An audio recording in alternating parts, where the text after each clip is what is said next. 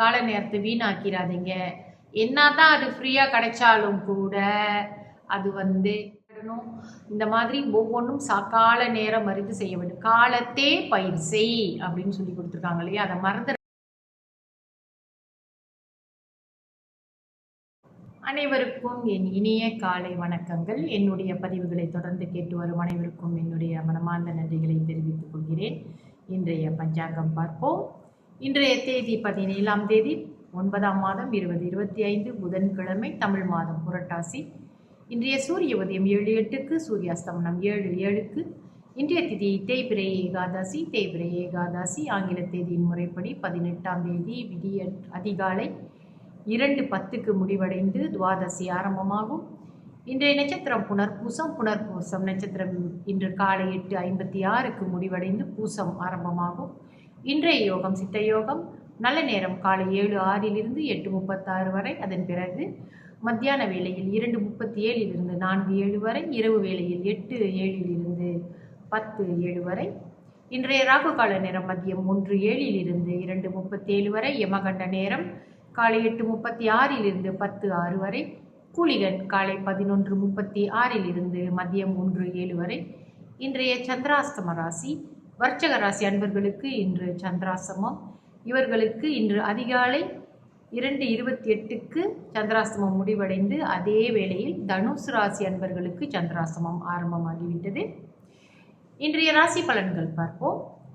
இன்றைய ராசி பலனுக்கு மேஷத்திற்கு அனுகூலம், ரிஷபத்திற்கு நன்மை, மிதுனத்திற்கு பாராட்டு, கடகத்திற்கு மகிழ்ச்சி, சிம்மத்திற்கு பெருமை, கன்னிக்கு போட்டி, துலாத்திற்கு பெருமை, விருச்சிகத்திற்கு அன்பு, தனுராசிக்கு திறமை, மகரத்திற்கு தனம், கும்பராசிக்கு தாமதம், மீன ராசிக்கு நற்செய்தி. நம்ம இந்த பதிவில் நட்சத்திரங்களினுடைய அதிதேவதைகளை பற்றியும் கணம் பற்றியும் தெரிந்து கொண்டு வந்து கொண்டிருக்கிறோம். இன்றைய புனர்பூசம் நட்சத்திரத்திற்கு அவருடைய புனர்பூச நட்சத்திரத்துக்கு அதிபதி குரு. சரிங்களா? தேவதை அதிதி, கணம் தேவகணம், யோனி பெண் பூனை, அவங்களோட விருட்சம் மரம் மூங்கில். பொதுவாகவே இந்த மூங்கில் மரம் நிறைய நம்ம மலேசியாவில் கிடைக்கும். அதனால் இந்த புனர்பூசம் நட்சத்திரம் இருக்கிறவங்க அவங்க வாழ்கிற அந்த வீடுகளில் மூங்கில் மரங்களை நெட்டு வைப்பது நல்லது. அது மூங்கில் மரங்கள் கூட சிறிய வகையும் இருக்கிறது, பெரிய பெரிய உயரமாக வளரக்கூடிய மூங்கில் மரங்களும் இருக்கின்றன. இதெல்லாம் அந்த வீடுகளில் வைக்கக்கூடிய அளவிற்கு உள்ள சிறிய அளவில் வளரக்கூடிய மூங்கில் மரங்களை நெட்டு வளர்த்தீர்கள் என்றால் அவர்களுக்கு அது நல்ல ஒரு அதிர்ஷ்டமாக இருக்கும். அதனால் இந்த விருட்சத்தை நெட்டு வைக்க முடியும், கிடைக்கும் நம்ம ஊரில். அதனால் நீங்கள் நிலம் இருக்கிறவங்க, வீட்டுக்கு முன்னுக்கு நிலம் இருக்கிறவங்க கூட நெட்டு வைக்கலாம். நீங்கள் பொதுவாக பார்த்தா நம்ம சீன நண்பர்கள் எல்லாமே மூங்கில் மரங்களை ரொம்ப நெட்டு வைப்பாங்க.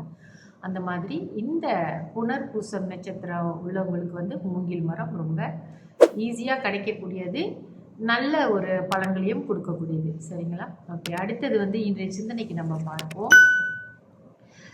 நேரம் காலம்னு நம்ம சொல்கிறோம் இல்லையா, இந்த நேரம் என்பது நமக்கு இலவசமாக தான் கிடைக்கிது. நம்ம ஆயுள் உள்ள வரைக்கும் இந்த நேரங்களை, இந்த நேரத்தில் இது செய்யணும்னு நமக்கு வகுத்து வச்சுருந்தாலும், இரவு நாக்கா தூங்கணும், மத்தியானம் எத்தனை மணிக்கு சாப்பிடணும், காலை வேளையில் பசியாரணுன்றலாம் நம்மளுக்கு ஒரு நம்ம முன்னோர்கள் சொல்லி கொடுத்த மாதிரி நம்ம இப்போ வரைக்கும் நம்ம பின்பற்றிட்டு வரோம் இல்லையா.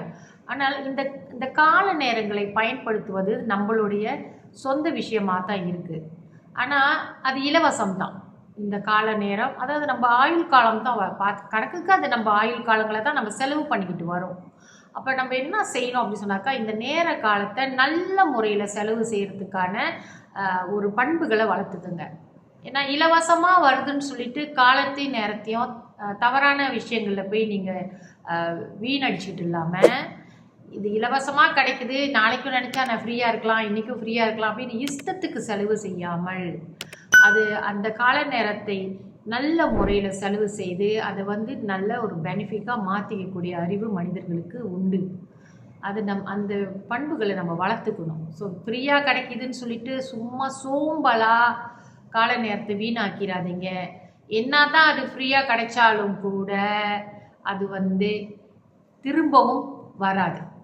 கடந்தது கடந்த நேரம் கடந்த நேரம் தான். திரும்பவும் பிடிச்சி ஒரு ஒரு நாளைக்கு 1 வயது 2 வயது 3 வயது அப்படின்னு போய்கிட்டே இருக்கும் நம்மளுக்கு. திரும்பவும் போய் 1 வயதுக்கு நம்ம போக முடியாது. இது எல்லாருக்கும் தெரிஞ்ச விஷயம்தான். ஆனாலும் இதை ஏன் நம்ம குறிப்பிட்டு சொல்கிறோம் அப்படின்னு சொன்னாக்கா, கால நேரத்தை வீணாக்காமல் சரியான முறையில் பயன்படுத்தி கொள்ள வேண்டும்.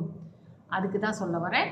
ஸோ எல்லாரும் வந்து கால நேரம் சும்மா தான் இருக்குன்ட்டு சோம்பேறியாக செய்யக்கூடாத வேலைகளை செய்வது, காலத்தையும் நேரத்தையும் வீணாக்கி கொண்டு இருக்காமல் படிக்கிற வயதில் படிக்கணும், விளையாடுற வயதில் விளையாடணும். இந்த மாதிரி ஒவ்வொன்றும் கால நேரம் அறிந்து செய்ய வேண்டும். காலத்தே பயிர் செய் அப்படின்னு சொல்லி கொடுத்துருக்காங்க இல்லையா? அதை மறந்துடாதீங்க. நாள் கடந்துருச்சு, நேரம் கடந்துருச்சுன்னா அப்புறம் அது திருப்பி நம்ம பெற முடியாது. அது இலவசம் போல சிலருக்கு தோன்றலாம், நாம் வீணடிக்கலாம். ஆனால் சிந்தித்து செயலாற்றுங்கள். நிச்சயமாக கால நேரங்களை நல்ல வகையில் பயன்படுத்தி கொள்ளுங்கள் என்று நான் எல்லார்ட்டையும் இங்கே தெரிவிச்சுக்கிறேன். ஞாபகப்படுத்துகிறேன். எல்லாருக்கும் தெரிந்த விஷயம்தான், ஆனாலும் இருந்தாலும் நான் ஞாபகப்படுத்துகிறேன். பொதுவாக இந்த மாதிரி விஷயங்கள் பேசும் பொழுது இந்த நெகட்டிவாக வாழ்கிறாங்க. சில பேர் வந்து ஒரு சோம்பல் தனமாக வாடுது, வேலைக்கு போகிறதில்ல, படிக்கிற வயசில் படிக்கிறதில்ல, காலத்தையும் நேரத்தையும் வீணாக்கிட்டு இருக்காங்க. இவங்கெல்லாம் இந்த மாதிரியான பேச்சுகளை கேட்பாங்களா அப்படின்னு எனக்கு தெரியல. அதுதான் ரொம்ப வருத்தமாக இருக்குது. அதனால் இந்த மாதிரி பதிவுகள் வந்து மற்றவங்க பயன் அடைவார்கள் என்று உங்கள் மனசுக்கு தோணுச்சுன்னா தயவு செஞ்சு தேவைப்படுறவங்களுக்கு இதை அனுப்பி வைங்க. எல்லாரும் பயனடையட்டும், நம்ம சமுதாயம் நல்லா முன்னேறட்டும் என்று எல்லார்ட்டையும் நான் கேட்டுக்கொள்கிறேன். நன்றி, வணக்கம்.